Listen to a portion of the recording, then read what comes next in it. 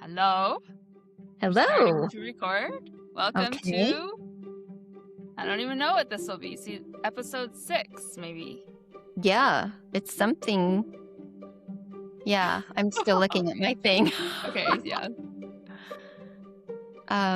Do you want me to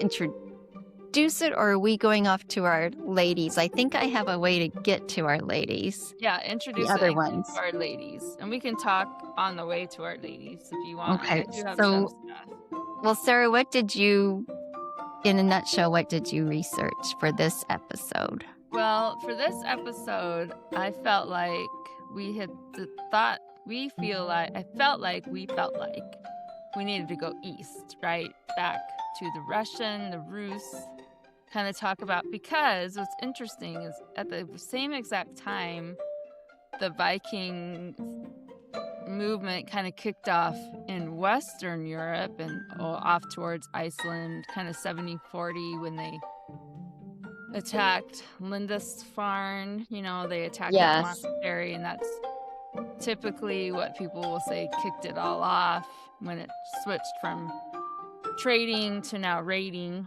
these people. There's a lot of focus on the Norwegians and going west and going south, but at almost the exact same time, which is interesting, that movement was getting pushed east. Not getting pushed, that movement headed east and was happening east as well. Whether it was there's no way it could have been coordinated, and it doesn't sound like it in anything I've read that it was like a planned, now we raid and everybody raid. It was just kind of something that happened. Oh, now I'm going to talk too much. I have like the reasons. I have like I four. need you to talk too much today because Okay. I went a totally different direction and I want to go. Wow. I want to go this direction. So yeah, Well, I want to know what direction you went because that's interesting. my only And I don't direction. even know I was going this direction. I'm just talking Yeah, just out go, the mouth. go Okay. because I covered. I think I'm ready for next week when we're back from wandering. Oh, well, no, let's do this. No, Let's see what no. happened. Okay. You go, Okay, because you're I'll keep there, talking, and then I want to and hear your just talk for an introduction. hour. Just talk like you're giving a lecture, Well, and no, I'll plug in. okay. I'll tell you. Because I'm telling Did you, you I'm not go east? fascinated in what you're saying. Did you go east at all? Or no? I did not. Okay. It's weird. I got stuck on the Thornfin. I got stuck on Oh, the Greenland, what made them sick, why they died. I did not I wander love that. that way. Well, let's do So, both. I think they'll blend. Mine's very quick, and it's not even. well, I'm already, my interest is peaked. So just go. And when you're Okay, let's go, done, and then be we'll round it done. back over. Yeah. Because I don't. This isn't very long. This is just me No, talking. I Okay. would like you to go long enough, and then I'll ask you questions as we go, because I have all Okay. our women written down that went all over the place, so I'm ready. Okay. Yeah, because we're trying to get to these women that are over there too. Right. And it does That's come back around because these women are related in a way, if you want to say, to Eric the Red's wife, who then is, and I would even, of course, say Gudrid and her, but it was just interesting to think like what's happening at the same time, eastward, right? yes, because we have talked about the Vikings, and the lineages going back to Russia, to Kiev, to Ukraine. We mentioned that in an earlier episode, so I think it would be a good time to. Okay. It's always nice to find out what's going on. We've got Gudrid here safely in Greenland. We've got a prophecy that says everything's going great. Let's look at what everyone else is doing for a minute. Mhm. And it's what were you just saying that made me think of that? Oh, also, if we're talking like this, all this kind of kicked off in 750, and Gudrid's born in almost 300 years, 200 years later, 250 years 750, later. she was born in 80. 980, 960 or 980. Okay. Which is Yeah. cool because the last lady we talked about, that Olga, she died in 969. So it's kind of all these things that built up to make this world. And these people that are coming into Gudrid's life, like Thorfinn, his legacy is a Viking rich legacy. And the mindset is, something happened in this same period of time that made these people venture out in a different kind of way. And Mhm. Neil Price talks about how it was initially, like in 7th century, 8th century, people would come to the Scandinavian countries to trade. So it was people voyaging Oh, to them. Yeah. So he's kind oh, of talked about the change. So he says these contacts were almost entirely coming to Scandinavia. And he's saying in the 7th century and the first decades of the 8th century, trade did not take the form of northern merchants venturing outwards. And but we know that it was just the mass amounts of trade, he's saying. But then something switched and trade went outward. And maybe that's what happened. Maybe our people started seeing these opportunity places.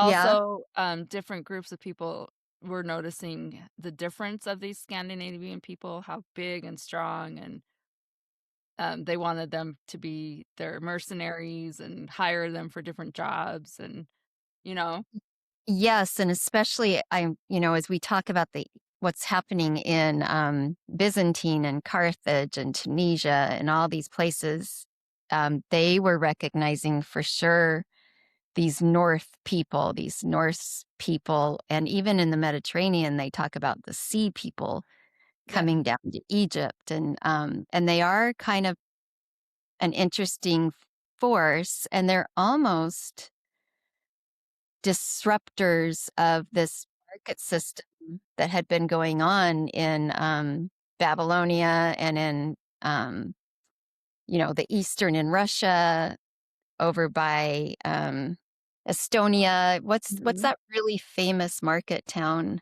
Stone Uh, yeah, Ladoga, I mean, Lagoda, to yeah, talk about what's happening in those parts of the world, we spend a lot of time in um, the Celtic world and in England and Scotland and Hebrides, Iceland and Greenland.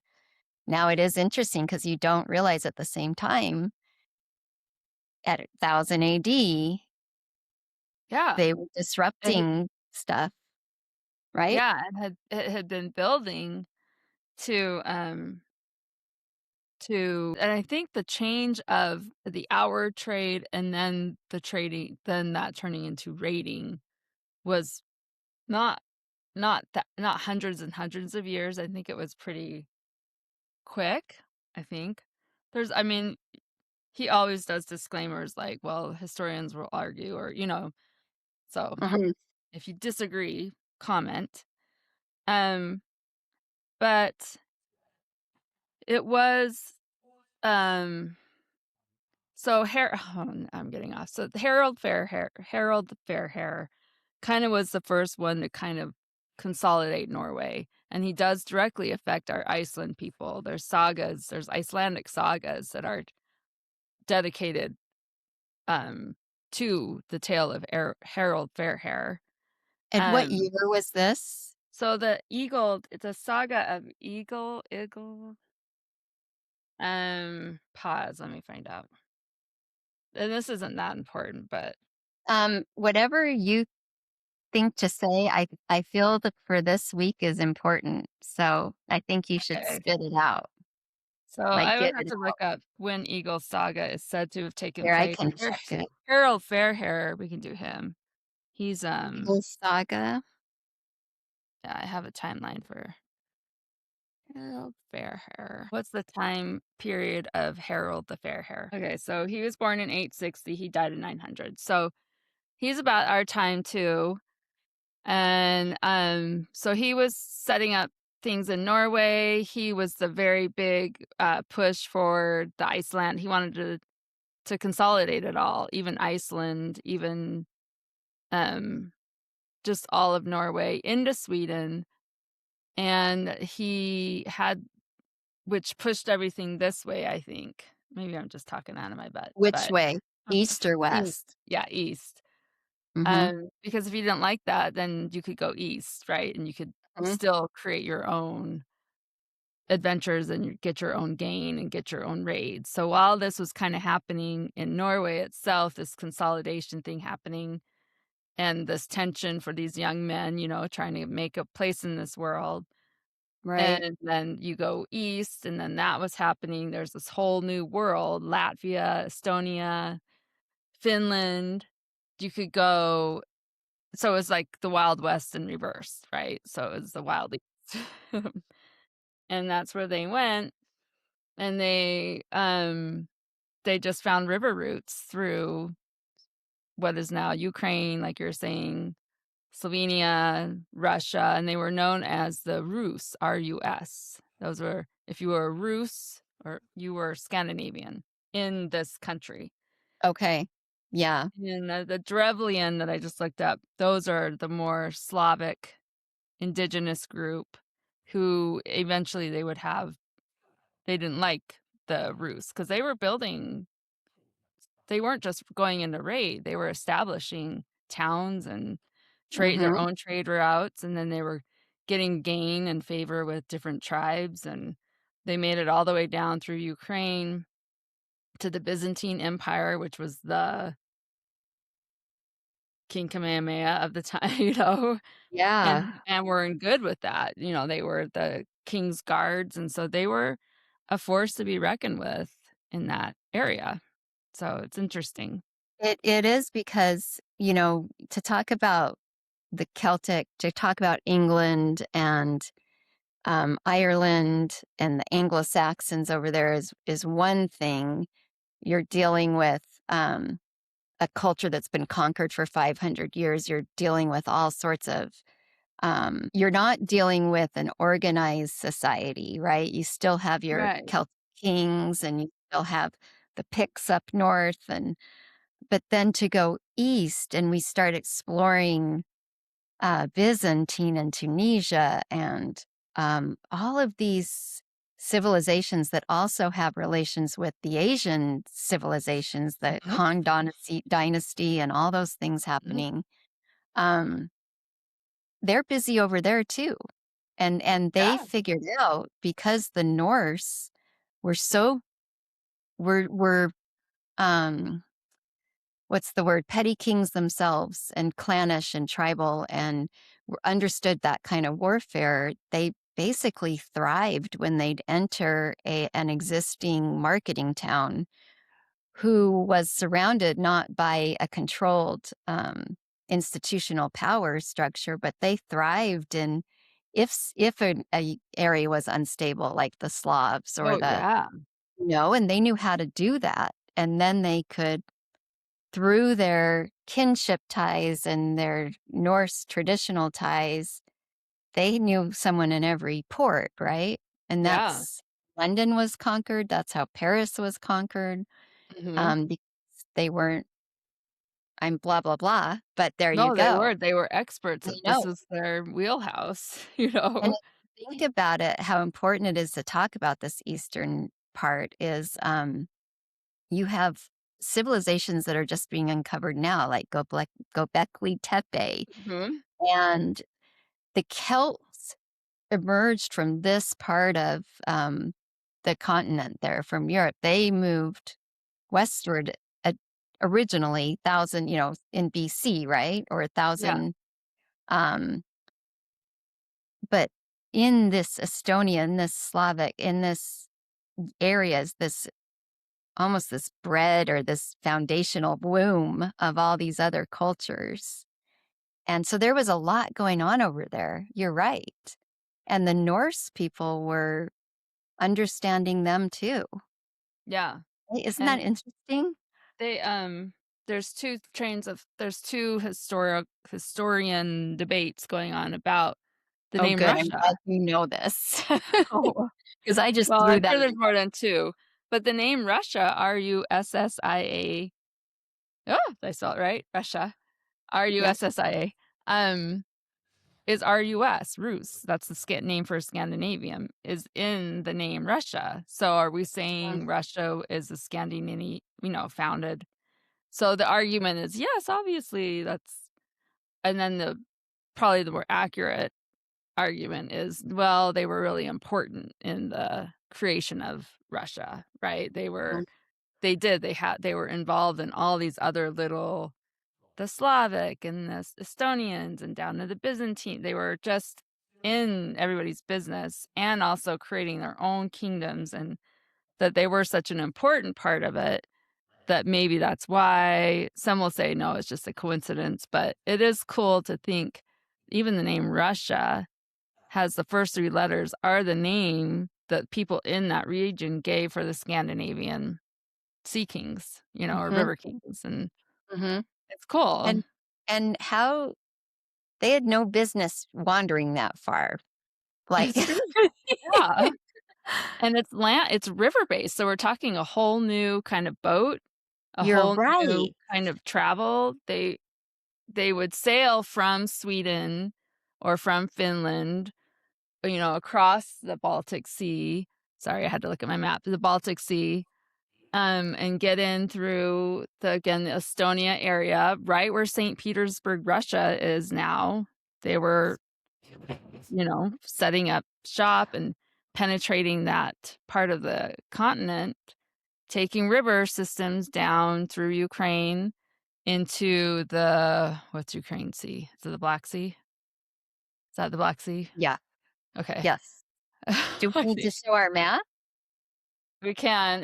My map doesn't go that far. I think it's the Black Sea that Ukraine is north of, and then Constantinople, Istanbul is south, right? So they made Mm, it across the Black Sea, which is a pretty big sea, but so they'd have to know how to navigate that and then get down. And all along the way, they're spreading their seed and they're marrying people, and mhm, they're keeping pretty true to their pagan Scandinavian rituals and faith. You've got someday we'll have to talk really more about I can't remember his name now. The man from he was Arab, I think, who oh, did a yeah. tour of a We lot of the need to talk information we about get from him, him. yeah, comes from He's his my favorite journals. source. Yeah, and he's the one that observed them when they wash their faces. In the group, they have one bowl of water, and the first guy will wash his face, scrub, blow his nose in the water, and pass it to the next guy, and he'll wash his face. And he observed that. He also observed one of the most extravagant burial, where he Mm, saw the a lot of the information we get from burials of slaughtering horses, and a man's naked and blowing white powder on the fire, and the slave girl is inebriated and brought up to and has to lay with the dead body of the he's the eyewitness for that we get. So, okay. Yeah. so he kinda talks about how they were so different, and so he doesn't speak very well of them, and he probably had his own bias too, but just what an amazing, uh, pivotal moment it was when they Mm, came and started doing mm. the thing they do? So, And was he Turkish or was I can't he was remember. I almost Muslim, think right? he's Egyptian or something. Yeah. We could Oh, we pause need and to look. He is know. pretty important. I could look him up. What's his Yeah, name? he's important. He We gotta counts know. 'Cause he's one of the only contemporary observers. The rest we get from the sagas, Yeah, right? I think there's one other contemporary. He's the most. I think there's one other, Yeah, and if I um was smart, I could find all my notes, but I know I have him. I have his name even. that's not Who that is the Muslim eyewitness to the Viking era who kept really good journals and diaries? He has a big long name. yeah, I'll have it to be was really easy. Was it Safnane? No. maybe. Oh, Ahmad M. Fadlan. Oh, Fadlan. Ahmad. Ahmad. Then the middle name is Ibn Ibn Fadlan, Fadn. He was a 10th century Arab traveler and envoy, whose writings give us one of the best known eyewitness accounts of the Rus Viking world, especially his description of the Rus he encountered on the Volga in 921, 922. So it's cool because that's about the time. He is especially famous for recording the Rus ship funeral in remarkable detail. Yeah, so he did that ship burial. Yeah. And And he's the same age. He's doing this exploring the same time when Gudrid's yeah, grandfather was being kidnapped yeah, so in very the contemporary. Yeah. wow. Okay, So so he's cool. yeah.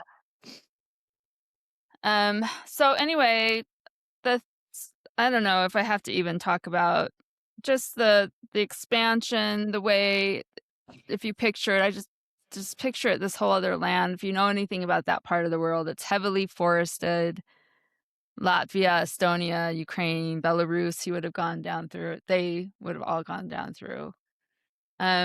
And winding rivers and just ambush at any moment. You had to just be a really good warrior to Well, it be makes me exist think there. about I mean, this is a totally different guy than what we've been talking about or a different side because you mentioned think about how many different types of navigational skills and ships you would have had to understand Yeah, to get across the Black Sea, to get from Norway all the way down and past Denmark to get down into where Germany is or St. Petersburg, and yeah, then to navigate rivers and navigate land like terrain. And they can, I think Norway and Finland, you would learn obviously how to fight battles on land and in the mountains. mhm, Uh, In fact, they're known for skiing during battles, mhm. correct? Yeah, Um, there's a really cool it's like a 5,000 BC cave drawing of, skis. It's really cool. oh, Yeah. Um, so they've been doing that forever. So, yeah, these are cool. I mean, you'd have to know how to deal with all different kinds of Mhm. uh, watercraft and then bring everything back and know what you're looking for and Yeah, and then to come home. Like that's the thing about when you talk about explorers in the more, I'd say modern world, but let's say the 1800s, when they left, like let's say the Irish famine or um, those coming over to America for the gold rush, the conventional wisdom is they left thinking they'd never come home again. yeah, And what's so strange about the Norse tales is, of course, you come home. You yeah, come home every winter. right. You go down, but you come back. And you tell the tale. You erect your Yeah, runestone and which tell is what so adventure you've done. yeah, and then you look at our guy you just mentioned, our Arabian traveler who's on a pilgrimage of his own, who's Yeah, gonna go home, and he writes to tell about it, and, you know, and how valuable he is as a source for us yeah. to see into that world. Anyway, It's amazing that it existed, and yes, that he survived, right? To travel yeah, they around with these people. survived. So, anyway, that's what here's one random menopause thought on that. Okay. They say right now the most people in history are migrating and are not migrating, but they're, you think of the Gaza Strip, you think about Syria, you think about all these places. It's the most movement of humans from place to place that they've seen. Wow. Wow. A true migration period again. Yeah. Like we're watching the Bering Straits thing happen or Yeah. something. Yeah, that's crazy. Okay, I got you It's, off track. But no. And we do need to talk about I guess this is probably as good a time as ever, that these people culturally how did the Great Migration. I mean, they did have to leave their lands in 550 when all the volcanic explosions were happening. I think on the That's true. Philippines or somewhere, and it was the dust veil that changed all their farming. It was basically the way he was describing it, that the whole planet was affected, and it was basically equivalent to a nuclear holocaust. Which if That's you've right. ever read about what happens after nukes go off all over the place, is that if you survive the initial blast and the fallout, then you have to deal with your skies being darkened for years and years and years. You have to change the way you farm, you have to change the way you get your food, change Hmm. everything. And this group of these people, these on the whole planet, these people on this planet at this time, they don't remember it themselves because 'cause we're talking about 550 to 9, but it's in their oral lineage of this Great Migration period, and they do find, sites throughout Scandinavia of abandoned farms during this time. People did pick up and leave, starvation, and so, again, it comes back to that not being fearful of migrating or moving, changing. But the cool part, like you're saying, is that it wasn't going from Europe to America and you're never coming back. It's going from Oslo to whatever, Istanbul, Constantinople, with the all full intention of getting back. Like, they didn't always come back on river. There's a group of men that had to come back over land or, it's just, but with the intention of coming back. I think that's just, I don't know. Hmm. It's one of the beautiful things about humans is our curiosity and makes us do dangerous things when we could just, but also you're saying our earth is a changing being, you know, that volcano happening, we can still see it in the trees of that time, Mhm. this Tree dead rings. cycle of the Yeah. earth. And, Yeah. and ice, yeah. So I think it's more common than we think. We think the old people stay in one house for generations, and I think you're lucky if you get to do that on this Yes. planet. That's true. And it's can be just as brave to venture out. It can be almost more brave to try to get back, Like, That's a good it's point. it's one thing to pack up and ship out, and I'm heading out. It's another thing to pack up and ship out, and I'm heading out, and I need to figure out a way to get back, it's a Yes. different kind of mindset That's with the such a good fully intention point of coming home. because it reminds me of the Ashgawandan matriarchs who Mhm. had to plan enough moccasins and enough food for their warriors when they left to get back, Yeah. and for extra if they were bringing some friends with them home from the war. You're right. So you're right. That's important. Mhm. So I think maybe why would be because they were out to the goal was to come back and get your farm, get your land, get your kingdom, and the way you did it was by going out raiding, coming back. Um, but obviously they did settle and they made homes in this part of the world, but the traveling back and forth I think was pretty extensive. I think it was a pretty common thing, more than I ever thought, you know?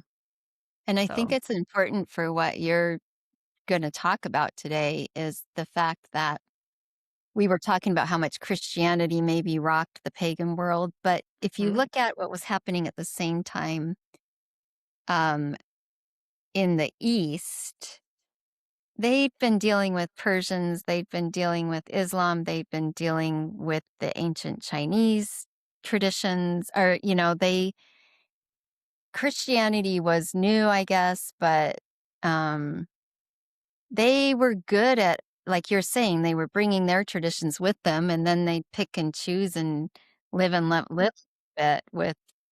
So they were pretty sophisticated in some sense. If they all came back for the winter and shared all the different languages and Hmm. people's traditions they met. What an interesting, Hmm. way more sophisticated than I am.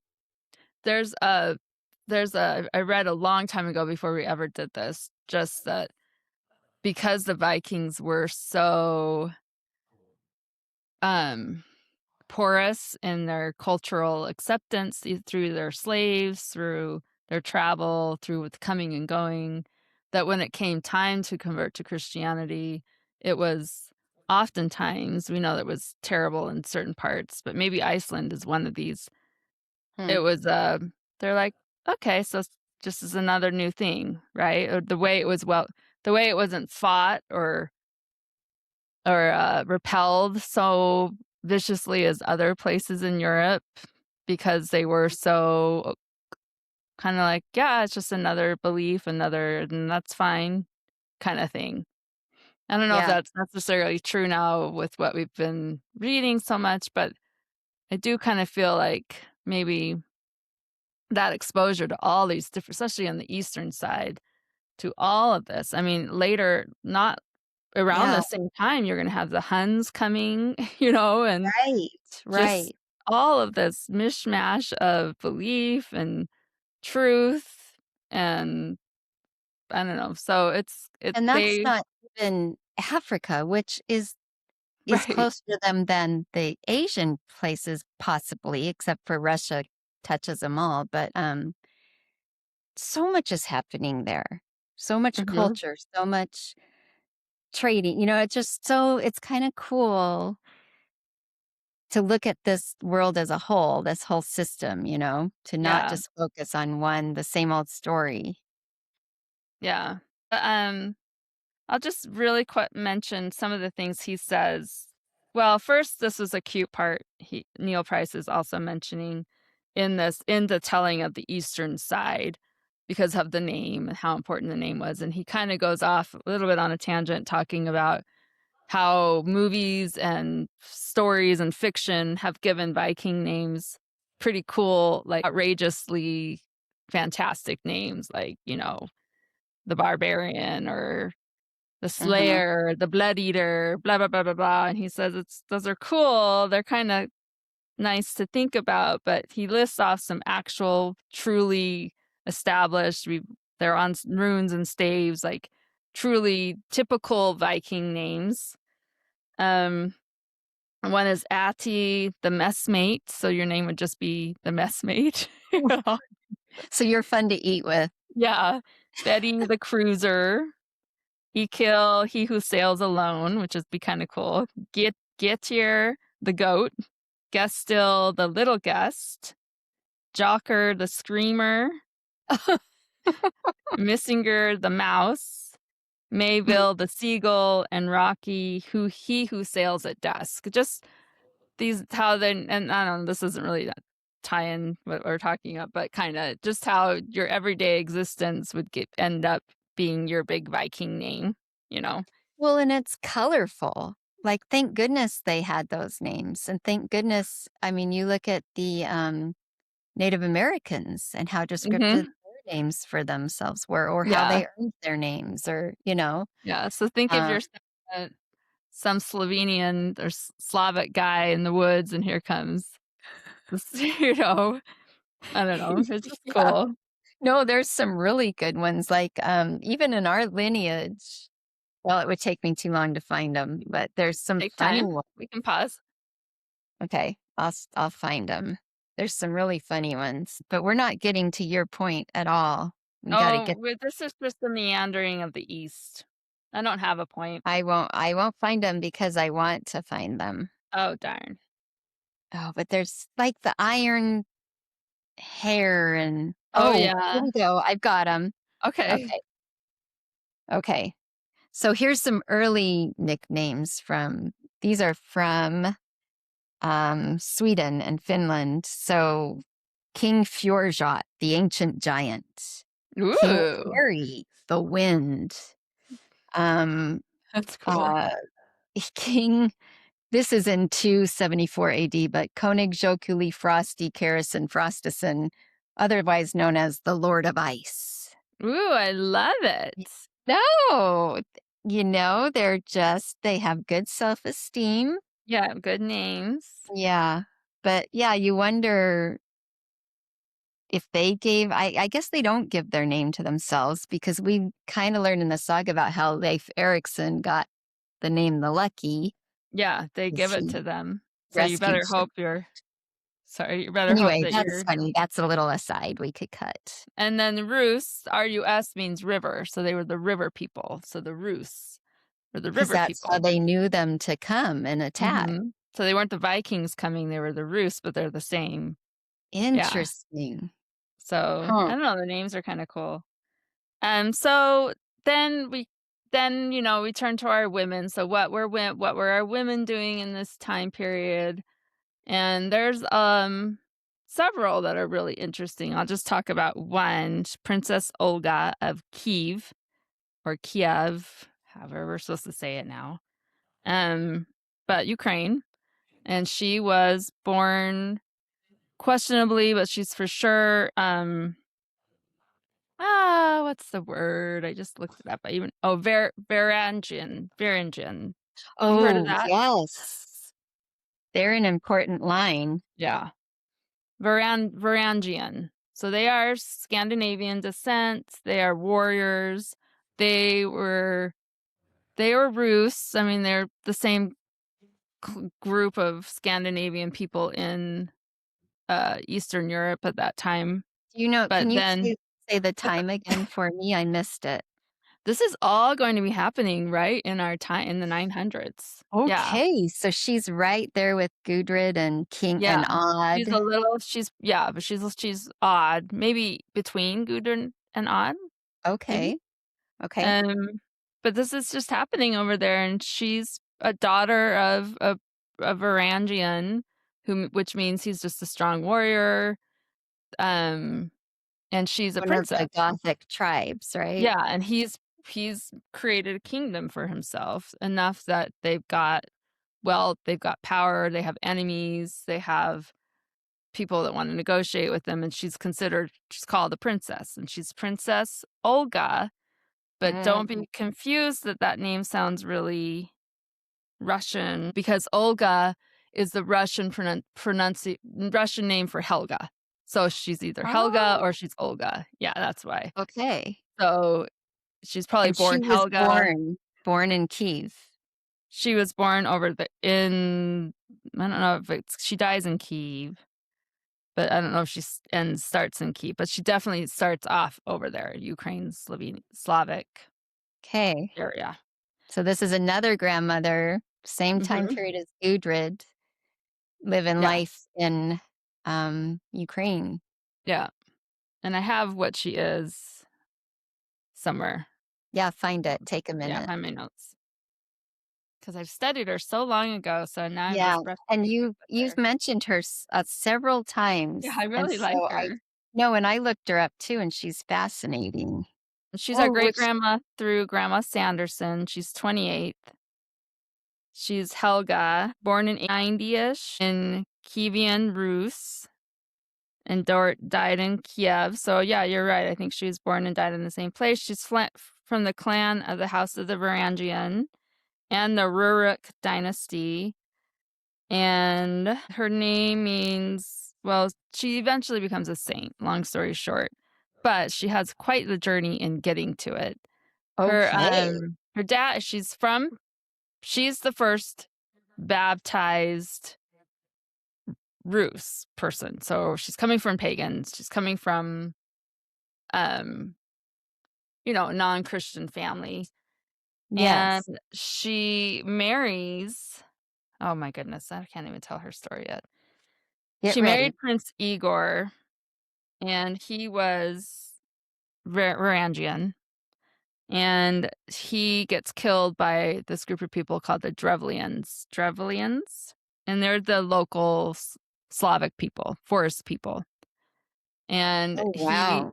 so her husband's killed, and she is now the queen, and she's got this land and this kingdom, and the leader of the Drevlians, the group that killed her husband, wants to marry her, And so, It's the spoils of war.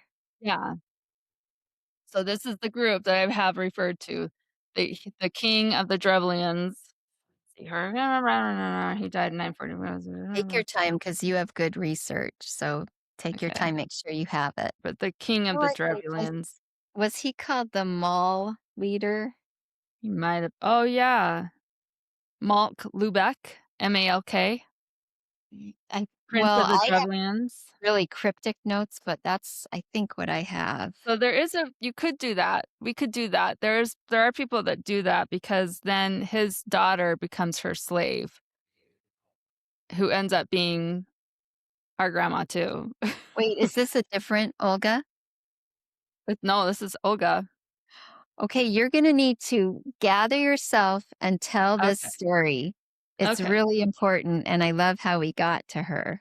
If you want to. I do want to. I love it. Otherwise, go to the other people you wanna No, talk. she's the only one I'm gonna talk about, and her daughter-in-law. Yeah, so just take a minute and set it out because I want to know if that's okay, because her name is all over my notes, like, "Look up Olga, da da Yeah. da." Prince Small, you're right.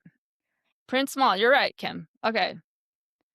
So Prince Small, who's the Drevlian leader, killed Olga's husband, and then he wanted to propose to her. And she was had a long game in mind Hmm. for revenge. And so she Oh, for didn't just revenge. yeah. So she didn't just outright refuse him. She sent through couriers or whatever. Yes, send a party to talk about it, or even this was the party that came to propose or whatever. But she knew the party was coming, and they come to her castle doors, and she refuses them and sends them away, and then they're coming back, and while she knows they're coming back, she digs a big pit in her courtyard, and she welcomes them in to the courtyard, closes the gates, and then pushes them all into the pit and has them all murdered, and then buries it, covers it all up, and then soon after, the Wait, so there's no messengers that go back? they'll go back. Tell So them the guy right. that you may not wanna marry her. Well, so they think it's a promising sign that this group never came back. So they picture they're getting wined and dined and making plans for the marriage. It's a good sign because none of them came back. So they send another group of even higher people because it's looking like there's going to be a marriage. And she puts them in the bathhouse, and this is a theme. A lot of women do this. There's more than one story of a woman doing this for people proposing marriage. Puts them in the bathhouse, locks the doors, and has it burned, and burns them all down. But the king's not there yet, right? The Prince what's his face isn't there either. Prince Maul hasn't shown up. These are all his. I So now wanna she's know where she's learned 2 her. strategies to Well, kill her a bunch. dad is Varangian. They're bad, bad. I keep saying bad A's. They're cutthroat. Yeah. I don't know. Wow. Okay. So Okay. so she says no to them, and they do find out about this, Is and this her weird way of playing hard to get? Like, I think it's does her she way of getting to the king to kill him or something. I okay, don't because know. you said revenge. It's Okay. kind of psychotic. Yeah. It's like she's almost having fun with it, I feel like. Like Law and Crime 1000 AD. Yeah, it is. It's crazy. So then she sends a message to the Drevlians. They don't know that all these people have been burned to death. She sends a message to the Drevlians saying, "Prepare a big feast. We're coming. We're on our way. Make a big feast. Make a big dinner. It's in the same city where you killed my husband." So that doesn't give them a clue. Yeah. So that I can weep over his grave and hold a funeral feast for him. So it sounds like she just has to have mourning and closure. I need to come to the city where you killed my husband, have a big feast where still the marriage is going to be great, whatever. So she goes with a small group of her attendants. She weeps, she holds the feast, Hmm. and she gets everybody drunk. all the Drevlians. They get super drunk, and she tells them all to follow her, and she has them all slaughtered. So what do we have? We've killed 1, 2, 3 groups of people now. Yeah. So she I mean, killed on a 5,000 battlefield, that would be a major win if you took care of 3, big groups of groups. warriors. Yeah, so she killed 5,000 warriors on this night. What? Yeah. But then she returned to Kiev, to finish off the survivors. So, at this point, they are battling. So she just killed a ton of their men. So they're having a big battle and a big war. And she goes to the walls of Kiev and laid siege to the city. So then she lays siege to the Drevlian city, and she sends a message and taunts them. And she's like, "Why are you holding out? All your cities have surrendered to me and submitted tribute." And so that they are all cultivating, everybody's peaceful now except for you, you dumb city, where the prince is, And so they respond that they would submit to tribute, but they were afraid she was still intent on avenging her husband, so they don't trust her. She says, "Well, all those murders, everything, I'm good. That was enough for me. I feel peaceful now. Let's get this settled." And they agree. So they make peace through carriers through the wall, right? They haven't opened the doors and let her in yet. She's still outside the gates. And she says, "I just need 3 of your carrier pigeons to come. Send me 3 of your pigeons to show goodwill. And we'll then, tomorrow we'll have the big feast and we'll be all good." And So he's gotta so make that night, again. what's that? He's gotta make another feast. Yes, another feast. You get the men through the food. Yes. So she sees her carrier pigeons that will go home to this place on the other side of the wall, right? These pigeons, when she releases them, will go into the Drevlian city, and she puts some kind of flammable paper on the pigeons' feet, ties them, sends the pigeons back over, and then shoots arrows with fire, and sets the whole city on fire and wins. So she defeats them all. So so that's how she got her legendary warrior don't mess with Olga status, which Wow. is legendary in its own right. But what she's And famous for, oh, go ahead. no, go ahead. Well, no, that's why, I mean, that's pretty cool what she did. Well, what are her sources? Like, how do we know these legendary, and why don't we know them more? Like, that would Well, make I a think you would if you were Catholic. Maybe. Oh, because she's a She's saint. a saint, yeah. Got it.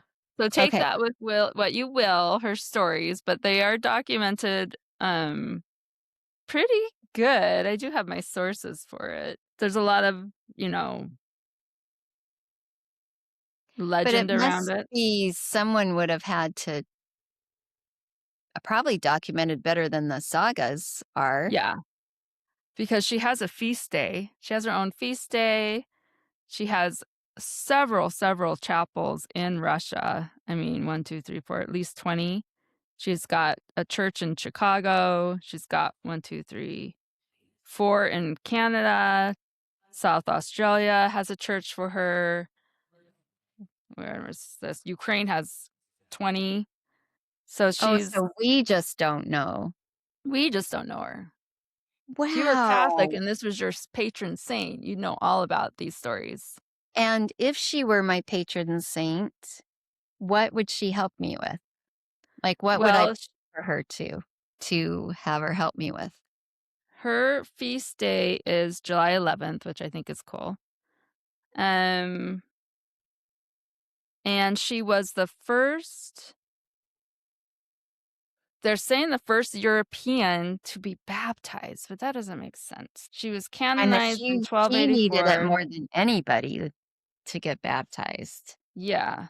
She And had she's some not done yet. I baggage. mean, she takes the daughter of Mal, they think, as a slave, and her name is Malusha, and she's very pagan and very sorcerousy. In fact, they think she's the one that when she did die, that they woke up from a cave to prophesy, or they got out of a cave or something. So she's very Oh, abused by Olga. Olga is a very mean mother-in-law because she has a son, um, and she has to be regent for the son because the dad's dead, which is so many of our women are regents for these sons. right. And she baptizes to Christianity, and he also baptizes to Christianity, but he gets her slave pregnant and becomes his concubine, has a son from there, and then that starts a whole like, who's legitimate, blah, blah, blah. But she basically abuses this daughter-in-law for being and wants her to get baptized, and she never does. I don't think she does. Malusha, here's a picture of her coming out of the cave. So this is the daughter of the poor prince that tried to marry Olga, Yeah, and Olga conquered, and and that gets was her his to be the daughter. slave. Yeah, which is kind of maybe they did that as a Yeah. shame thing, I mean, takes the daughter as your slave.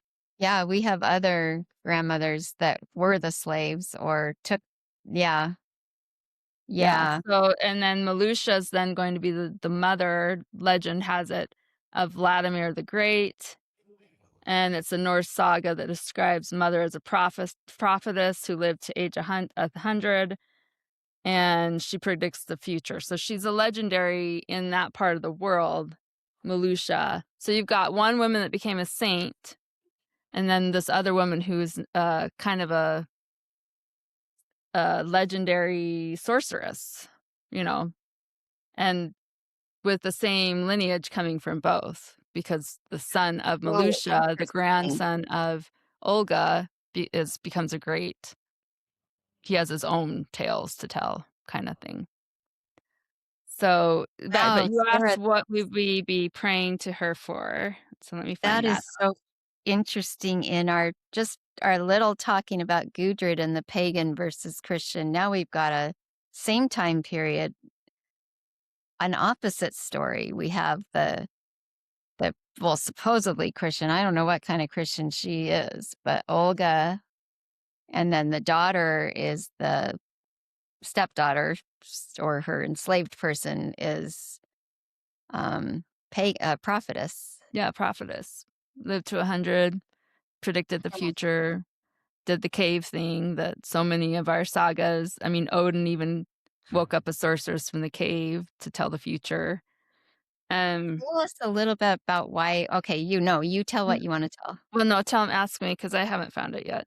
Um, you've talked before about told interesting stories about women in caves, like the Delphi and the um, Yeah. how why prophecy seems to happen in caves so often. Well, with the Delphi, it was s- it's just a natural gas that came out. This is in Greece, right? The Hmm. Delphi.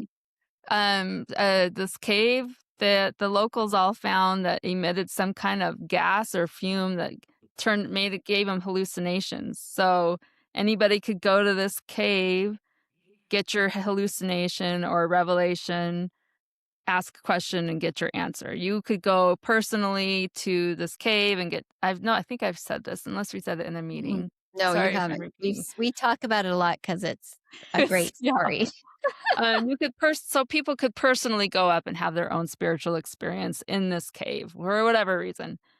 And then people would get too excited and it became dangerous. So then people could fall into the cave, right? So then the government had to, or the leaders had to protect the people and gate Hmm.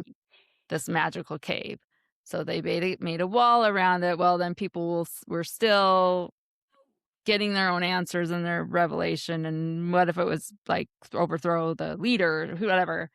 So then Yeah. they're like, okay, we just will have one person go into this cave, get all the answers, and then you can ask this person the question. And this was the Oracle of Delphi. And it was at first it was a young maiden, and they had to do they turned it into this wild, crazy, starved her for weeks, get her super drugged up, put her on top of this chair right over this fume. There's a picture of like this high chair where she'd sit and all the fumes are coming.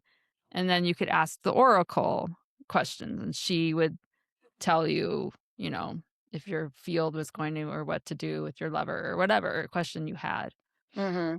Um, and then that got to be for whatever reason, we could even say, they changed it from a young maiden to a woman of our age, of 50s woman.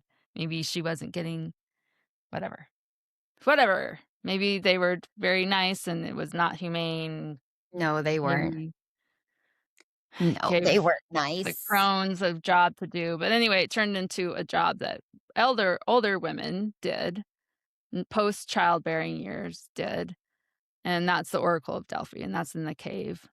And then you have, like, Odin, like I said, Odin wakes up a woman, sorceress from the cave, and she gives the creation story. She tells about Ragnarok, the end times, she tells about how the everything was created. You have many people in the sagas waking up. There's one that they end Mhm. he wakes up a Valkyrie to get the Mhm. sword. You have a Valkyrie herself who goes to a cave to wake up her dad to get the sword. Like, there's just a lot of waking up in caves, which also Yeah, Christianity is into a cave, waking that's up in the true, cave. waking up you're right. So You're right. I mean, we there's could a go theme. into the womb 'cause, Iceland had literal Oh, caves, like right. lava tubes that they would go down into and do Right. ritualistic things, so they would literally go down into Mother Earth, Yes. and they say the burial mounds can be symbolic of that as well, that you're going under the earth and then you're gonna rise to your different place, so, a I very like that. symbolic visual across, like, so many different civilizations have this Yeah, the caves idea of are going into the earth and coming out again. yeah. So, I guess it's a portal or it's a place. I mean, the womb could be a portal. Room is a portal. That's the Yeah, ultimate portal. We don't yeah. even know how that really all works. The Mm-mm. spirit coming in and portaling out and through. Mhm. Yeah, I mean, it's I love that story for that reason, the symbolism, the Oracle of Delphi of the Mhm. cave, the never-ending government overstepping bounds in the name of safety, taking away people's own powers and then just the way that Yeah, they described the decision making and changing who the Oracle of Delphi was. It was a woman, and that kinda sets the and we're talking this was BC easily way, yeah, way, way, way back, this Oracle of yeah. Delphi, and since then it was women's power to be the prophetess and the seers and Right, so right. yeah, so in a way, these 2 women, Malusha and Olga, are intertwined in this story. One becomes a saint, a patron saint. Oh, I haven't found out yet what you would actually I suspect it's going to be something brave. Not Um, killer, mass genocidal yeah, and she did. psycho. She was like the one shining Christian in this world of paganism, and they call her the pearl in the mire. I'm gonna need to research her a little bit more, or just research her version of Christianity, uh, Yeah. Like, that what if belief she system. Is it because she overcame the pagan? Is that what they're yeah. trying to talk about? Yeah, which seems doesn't it that seem kinda late to be the first baptized Christian? Yeah. Well, okay, if Malushka's around 936, right? And then Yeah. Saint Olga, okay. Olga, she was a regent and blah, blah, blah, following her. She was the first ruler to be baptized. That's what they're saying. Oh, okay. Yes, because you started with Harold Fairhair, and we Uh-huh. walked down our wandering path, and she's the first Norse then, probably. Yeah, and she's I venerated as a made saint in that. the Eastern Orthodox Church with the epithet equal to the apostles. So I wonder if she's women power. She, uh I could ask stupid blah blah blah. Okay, well, let's think about that because and I want to do a little I'm going to go probably have a problem tonight Uh-oh, no and sleep? start researching Olga and Eastern Orthodoxy and all that stuff Yeah. because it's such a weird upside down story you just told. It is, it's crazy. Her killing mass groups of people in ingenious and terrible ways, and then Yeah, and then his she rose got up. saint. Yeah, she's a saint, and they're saying because she rose up beyond above this warrior culture. So Okay. maybe as a mother, she changed. Well, I think she symbolically killed paganism. Probably. And look, she enslaved a prophetess Yeah, and abused her. and put her Okay, let me under her just ask thumb. one thing. What is Olga of Kiev or Saint Olga, uh, what do you call it? Um, Worshipped for? yeah, prayed to for, Prayed or to for? what's her power, like Saint Yeah. Anthony? Why would someone Worse. worship, or whatever the word is, Olga of Kiev, Saint Olga? Deal with that, chat. But it is a big deal, I guess, to come from being a pagan princess to a Christian queen. Oh my gosh, she is fascinating. You're right. And in Yeah. this whole new part of the world where you've got the Slovenians, you've got the Western part had the more natural Christianity. This Christianity is funky, right? Yeah, it is. This is where you have your Goths are coming from here, your Aryan, the whole not believing Oh yeah. the Trinity. Um, he's not gonna tell me. Equal to the apostles because of her role in helping open the way for later Christianization of the Rus. So she's kind of like the gateway to Christianity in this part of the country. Okay. So you could do a conversion saint, steadfast, Really? widowhood, Huh. but equal to the apostle is what she stands for. So she's that's cool. We know another woman that was equal to the apostles. Yes, we do. Interesting. This is our same. Wow, funky. I'm so interested in this because Gudrid did the pilgrimage. This Yeah. lady, I have to do this thing that we talked about the first episode where I had to put my modern brain away for a minute and realize that I don't understand what saint means. I don't understand what um her god looked like. I don't understand um how she saw herself in her world, and who is it a man in wanting other women to only mourn and grieve and kill in the name of their dead husbands and not have a life after? Or I Yeah. wonder. Or I be don't just the know. regent queen to a future king, is that all you're good for? And Yeah. we've got a woman in Paris who, when the Vikings were attacking, like you were talking about how they Hmm. came to Paris to take it over, she was a regent queen. She wasn't even the queen. The king was a little guy, little baby, little Hmm. kid. And she was the regent queen. She's kind of given credit for holding off the Vikings, Yeah. but she did. And then you've got the Celtic stories all over the place of these really powerful women. And then this one, she's made a saint because of her baptism into Christianity. I asked, how would you celebrate feast day?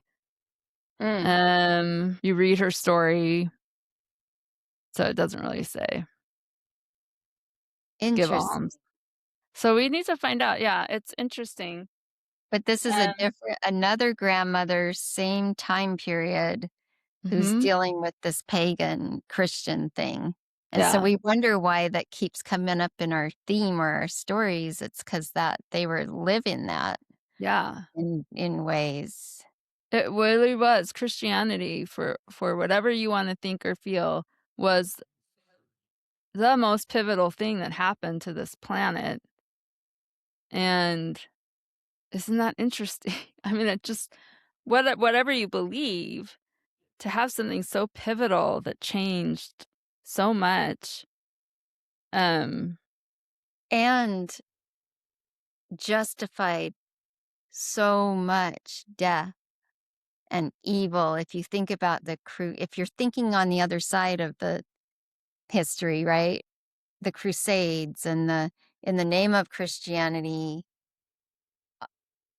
you know, I mean, but everyone has a cause, so I need to be yeah, careful with that because right. pagans would, Do a you lot of know, things in the name of or whatever you believe. Thor and Right, but or it was Odin. so yeah, it was just so pivotal in good and bad, and so Yeah, just even for the dry logistical side of things, it was a pivotal right, thing, you know? right. And maybe it was a cause for a lot of these, but what we know is human nature no matter where you are on the planet. We'll fight, we'll take slaves, we'll take land, we'll kick people out, like, it's not it will happen it happened in Scandinavia before Christianity ever showed up. It happened in the North Americas before the white man ever showed up. It happened like, it's just as human nature to do this. So, then when you add this religious element or whatever it was that maybe the perversion of the religion to have it be another way to control people, Yeah. kinda like putting gates around the Yes. the cave. Centralization of Yeah. power. Mhm, and, Exactly. That's a really good symbol to separate the gifts of nature, like that gas or like yeah. the ability to see beyond or, to separate the agency of an individual from seeing for themselves their own vision of their life, Yeah. you know? It's like, Christ says, don't ever never let someone put a man between you and God. Well, in a way, they're putting man between you and earth and you and nature. It's just Mhm, this mhm, thing that happens for whatever reason. mhm. It just was that song.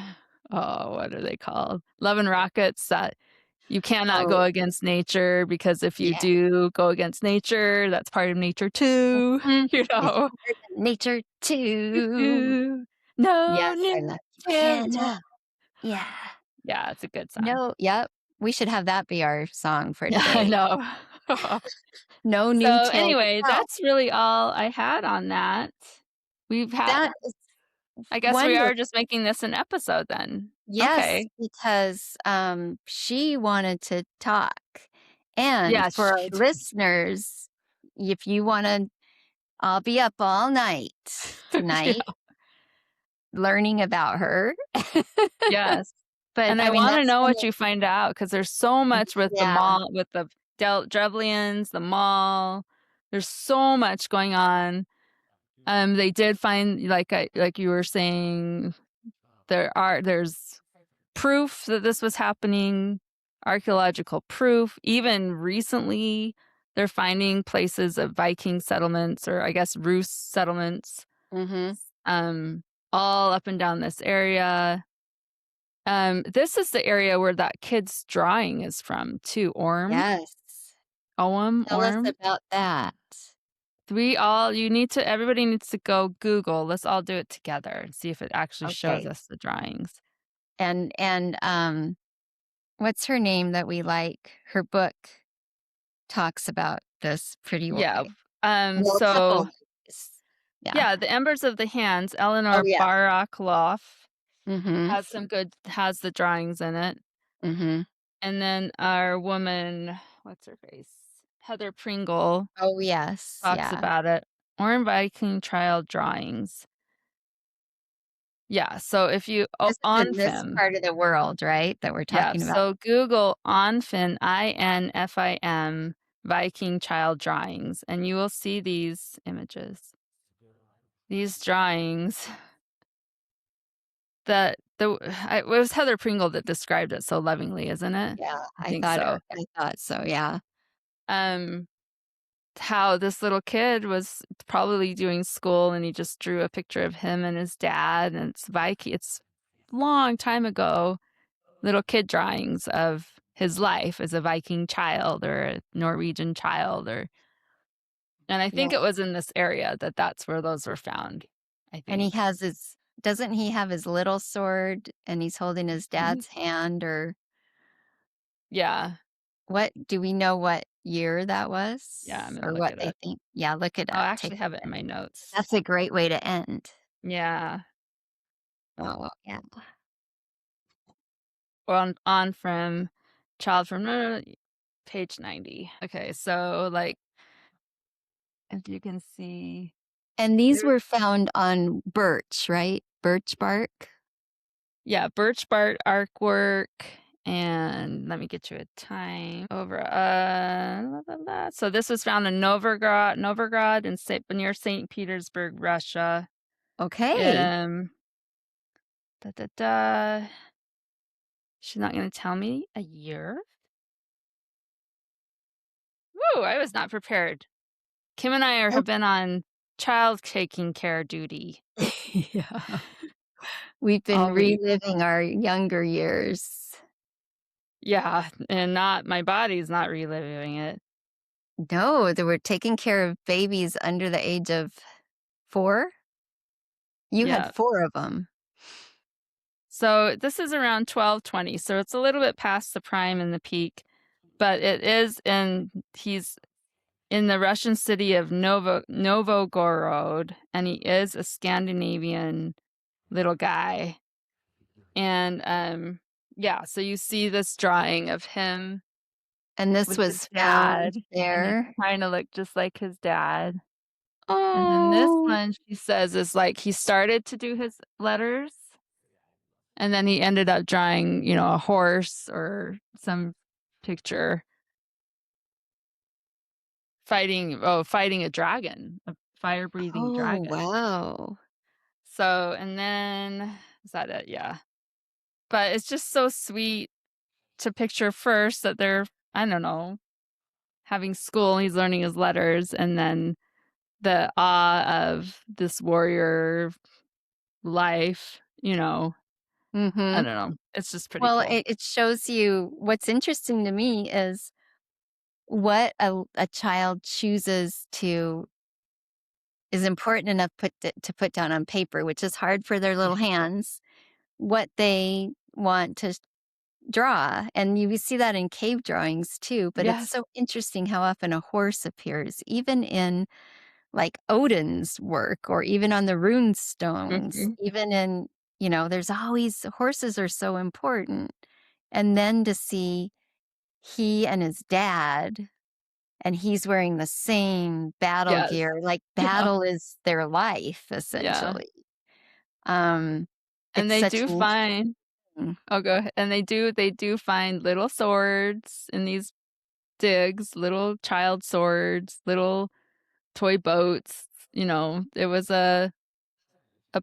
it was just like my child that before he even was told what a car was, knew to grab the car and made car sounds, it was just the yeah, same. I yeah. don't know. It's pretty cool. It's a good reflection of the world he was living in that really was. And then you start to think about, man, if your mother's like burying people in pits and burning them down in farm, like it's a weird world Mhm. of this sweetness and this Mhm. savagery, you know? Yeah, because she would have been a mom. I mean, he was born before his dad died, obviously, so she's this young mother burying soldiers in pits and sending pigeons with fire setting fire to And towns then and she's going. called a saint. And How she's a saint interesting is that?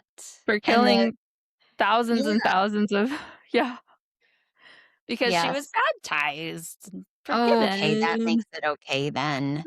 I guess I could have done more before I got well, never mind. Who knows? Well, she was yeah.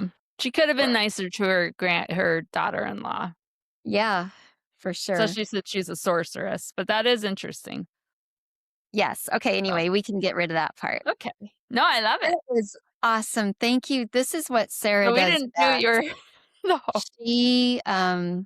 She can almost channel these women that want to be talked about. And this woman has been on our minds. And the fact I didn't realize that she was the same time period as Gudrid. And it Yeah. just kind of, we wanted to talk about the Eastern stuff going on. And she's the perfect, Mhm. interesting chica to do Yeah, that with. she So, dies almost exactly around the same time Gudrid is born, and that's all kicking off. So, she's under the same moon. It's just really cool if you mm, wanna put yourself in the snow globe of the Viking-only world, that there are women on both sides of this Viking snow globe affected by the same things, striving for the same ends, loving the same kind of man, it's just living the mhm, same life.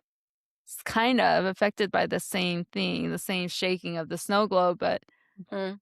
how I don't know, it's just cool, and we're in that world right now.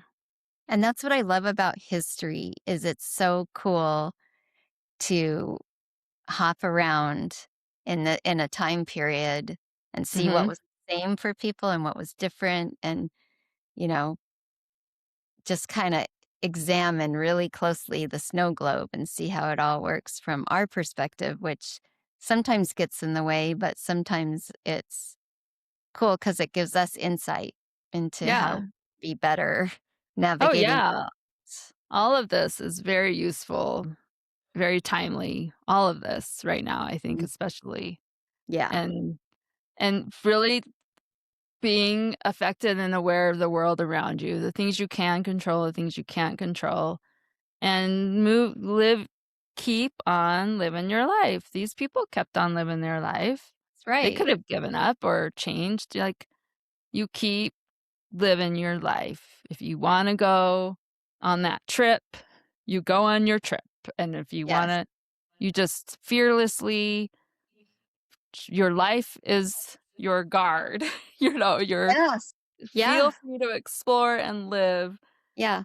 and, don't let And the don't shaking of the let globe. someone's wall stop Yeah, you from seeing your future, yeah, and love your people and, you know, yeah, and and your story and on yeah. oh, go ahead. To Sorry, go me, ahead. that drawing you brought up is a testament of that. You're living in this battle area, but your little child has a piece of birch bark paper and he's drawing things he loves, Yeah, and I mean, you're right. that's your That's world. important to remember. Mhm. Yeah, and enjoy it, and you get to live your story, but you don't always get to write your story, but you get to live your story, and that's That's great. true. It's you live it. I don't know. This Yeah, this doom and gloom and everything that is happening now, and people are starting to get that hunkering down vibe and feeling again, and right, like, no. right.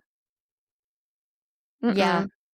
and, enjoy that your sun is shining on your part of the world today, Yeah, and because tomorrow it might not be, and then you'll right. deal with it. I mean, Yeah, you'll just have confidence that you'll deal with the next 5 minutes, right. you'll deal with it. So just, Just yeah, eat that chocolate, yeah. drink that Diet Coke, Sit in the talk sun to for your a minute sister, and stand yeah, in the sun. yeah, yep. Live it. Tell someone's future. Read your tarot cards. Have fun. Read your scriptures and yeah, Yes. Yeah.